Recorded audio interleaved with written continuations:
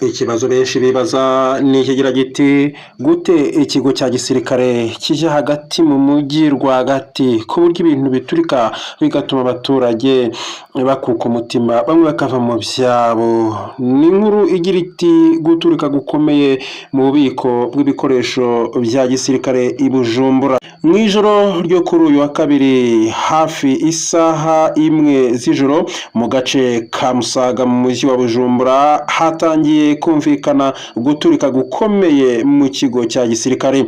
Hari amakuru avuga ko n'inzu zimwe zegereye aho byabereye zangiritse.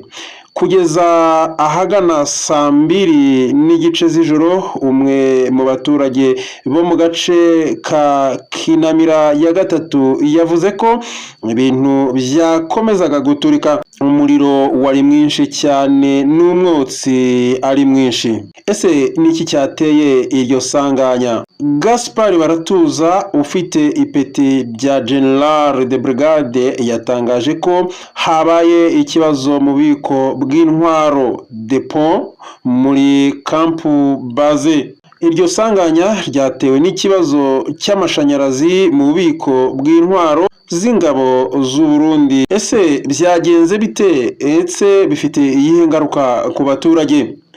Iryo turika ryateje ubwoba n'uruhagarara mu mujyi wa Bujumbura, ryatumye bamwe mu baturage bahunga ingo zabo, ryangije inzu zimwe zegereye aho byabereye. Hari kandi ibisigara by'ibyaturitse byaguye mu duce twa Kinanira ya gatatu ndetse n'iya kane. Ibindi ibisigazwa byageze no muri Ngagara mu ntara irenga kilometero 5. Nubuhe butumwa bwatanzwe kugira ngo abaturage barusheho gukomeza kumva batekanye? Ubushikiranganji bushinzwe umutekano bwasabye abaturage ba Bujumbura gutuza no kwirinda gukora ibindi bishobora guteza amasanganya kuko ikibazo kirimo gukurikiranwa. Ibindi byagaragaye urujijo n'ubwoba byateje n'amasanganya mato mato mu mihanda. Abaturage benshi begereye kampu base batangaje ko bahuye n'ibyangiritse ku mazu yabo. Gaspard Baratuza yavuze ko basaba abaturage kwirinda kwegera aho byabereye mu gihe inzego zibishinzwe zirimo gutabara. Kampu base iri hafi cyane y'ibohero rikuru rya Mpinga mu Bujumbura. Iri kandi hafi y'uduce dutuwemo cyane muri uwo mujyi.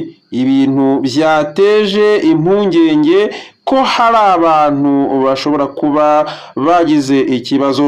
Kugeza ubu nta muntu uratangazwa ko yaba yapfuye cyangwa se yakomeretse muri iryo sanganya ryateje guturika n'umuriro ukomeye.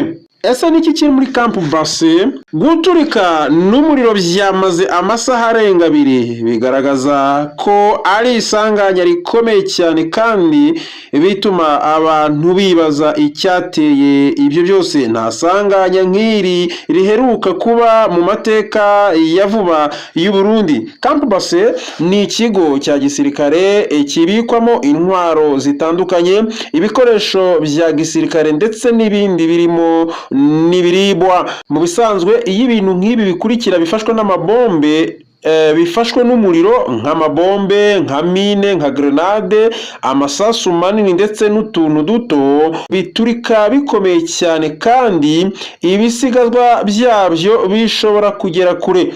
Muri iyo kambi kandi harimo na sitasiyo z'ibitoro ikoreshwa n'imodoka za gisirikare, ishobora gutuma umuriro urushaho gukomera no guturika cyane. FDNB yatangaje ko hari ikibazo cyabaye mu bubiko bw'intwaro nk'uko Gaspard Baratuza yabivuze. iri sanganya ryatewe n'ikibazo cy'amashanyarazi mu bubiko bw'intwaro. Uko byagenze rero, byatangiye nijoro mu gace ka Musaga, byateje ubwoba n'uruhagarara mu mujyi wa Bujumbura. Hari amazu yangiritse hafi aho, abaturage bamwe bahunze ingo zabo, ibisigazwa by'ibyaturitse byageze Kinanira ya gatatu ndetse n'iya kane, no muri Ngagara nko ku birometero bigera kuri 5. Ubutumwa ku baturage: ubutegetsi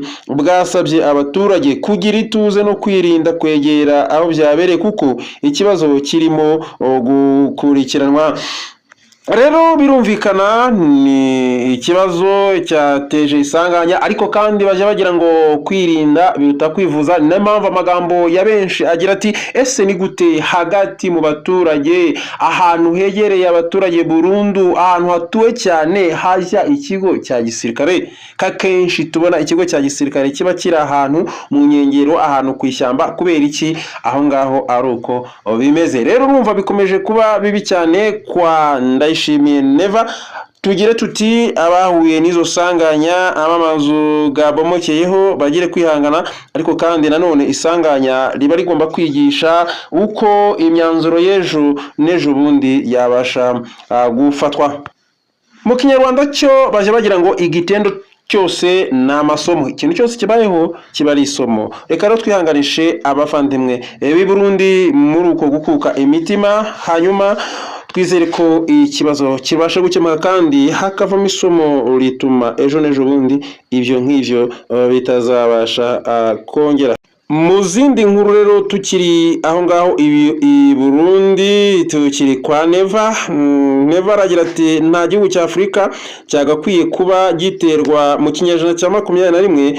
Perezida mushya wa AU African Union Ndayishimiye, Perezida w'u Burundi Evariste Ndayishimiye yasezeranije gukora ibishoboka byose mu mushinga w'ubumwe bwa Afurika wo gucecekesha intwaro kugira ngo abaturage ba Afurika babeho mu mutekano, mu cyubahiro ndetse n'icyizere nyuma yo gutorerwa gutegeka uyu muryango. Ndayishimiye yatowe mu muhango wabaye ku wa gatandatu ku cyicaro cy'umuryango w'ubumwe bwa Afurika UA cyangwa se UA ya Addis Ababa muri Ethiopia, mu nama isanzwe ya 39 y'abaperezida ndetse n'abakuru ba guverinoma. Nibwo bwa mbere Burundi bwari bugeze kuri ubu butegetsi bwa African Union busimburanwaho buri mwaka hagati y'ibihugu 55 bigize uyu muryango. Kuva mu mwaka wa 2002 ubwo Union Africaine yasimburaga Organisation de l'Union Africaine OUA yashinzwe mu 1963. Mu ijambo yavuze ku wa gatandatu ya Addis Ababa yego amaze gutorwa uwo mwanya, Ndayishimiye yagize ati nta gihugu na kimwe cyo muri Afurika cyagakwiye kuba cyongera gukolonizwa, guterwa cyangwa se ngo gihatirwe kuyoboka ubutegetsi ubwo ari bwo bwose bw'amahanga mu kinyejana turimo. Ibyo kandi biravugwa mu gihe rero n'ubundi uyu Ndayishimiye afite ingabo ze muri Repubulika Iharanira Demokarasi ya Kongo, aho yagiye gukora mu nkokora cyangwa se gushyigikira Tshisekedi mu kurwanya umutwe wa M23 bavuga ko urwanya ubwo butegetsi, mu gihe M23 yo ivuga ko mu gihe AFC M23 bavuga ko baharanira uburenganzira abagabo, abavuga ko batotezwa nk'abantu bavuga ururimi rw'ikinyarwanda.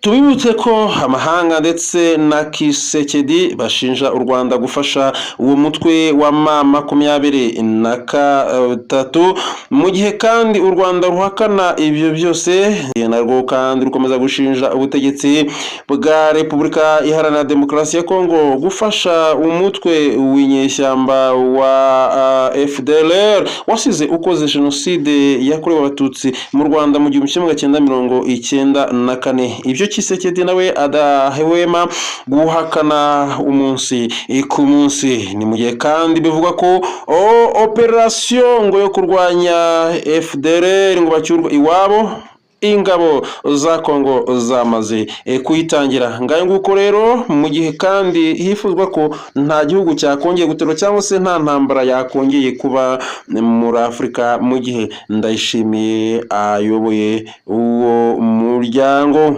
Reka rero mbashimire kuba mwari muteze amatwi, reka tuze gusubira muri video itaha. Imana ibarinde.